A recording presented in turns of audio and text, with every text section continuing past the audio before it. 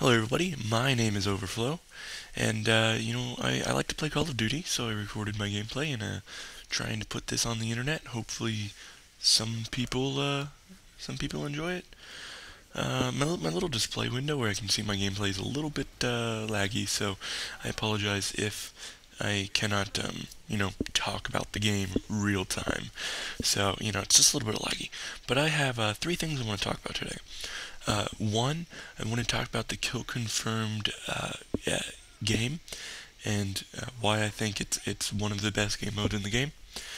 Second, I want to talk about the guns and a few tips that I have just come to realize all by my lonesome.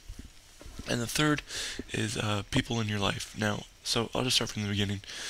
Kill confirmed is a gameplay that is essentially team deathmatch, but you don't get points for kills. You get XP and you get 50 XP per kill. But if you retrieve their dog tag, which they drop once they are dead, then you get another 50 points. So, that's really good.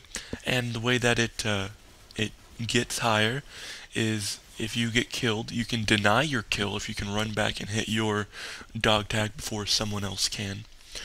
And if someone else comes through and hits it, then they obviously get the point. So it really inspires teamwork.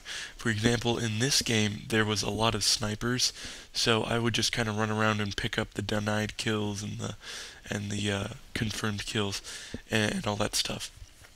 So the reason why this game mode is so great is because it really deters from the I'm on my own, so I'm just gonna do my best, even though you should do your best, and it helps out your team.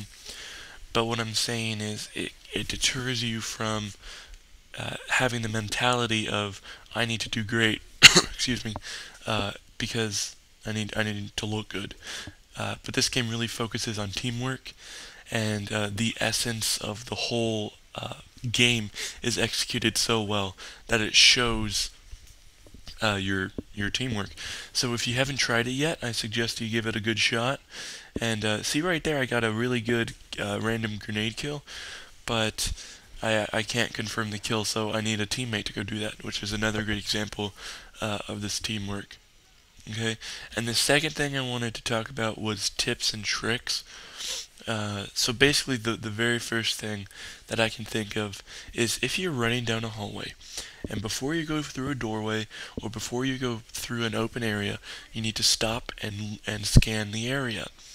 So if you're sprinting, unless you have quick draw, which even then it's not as fast as just walking, you can't aim down your sights, and more times than not, if someone's waiting for you to walk by, they're gonna get the kill and not you.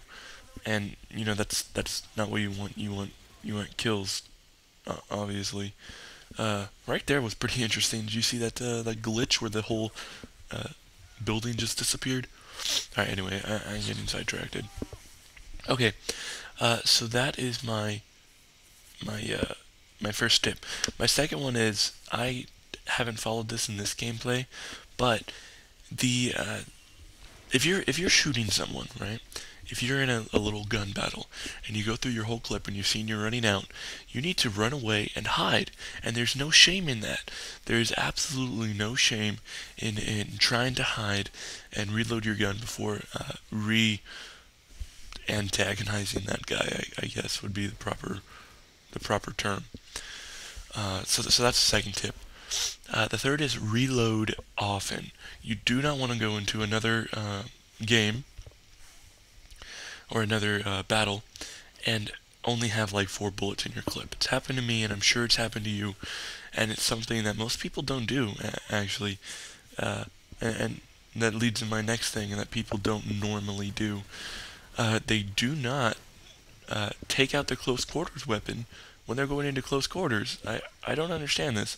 For example, I think on this class I'm using the FM9, I think it's called. I'm not entirely positive, but I'm using the FM9, or the Akimbo one that's quote unquote overpowered, but I use it because I like to mow down enemies. So how I roll, okay, I'm gonna stop trying to be gangsta. Anyway, take out those weapons before you're going into a close quarters situation.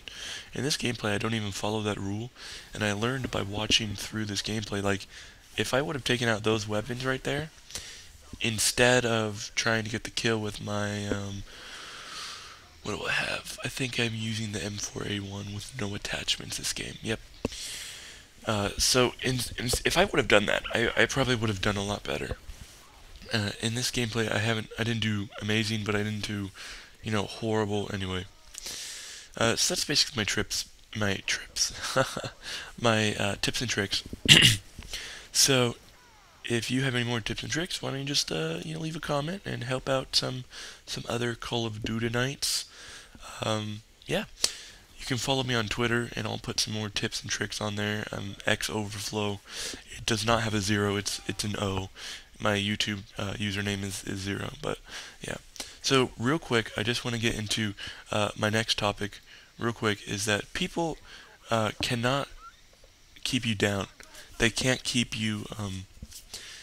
They can't depress you, because ultimately the only person who has to keep you happy is yourself. So if you're trying to play Call of Duty, which is my segue into talking about this, do not get discouraged if you don't do as well as other people, because more than not, there's going to be someone else who's just better at you than something, and that's just the way it is. If you have fun doing something, like for example these commentaries, I don't have a fan base, but I enjoy doing them, and that's why I'm going to do it. So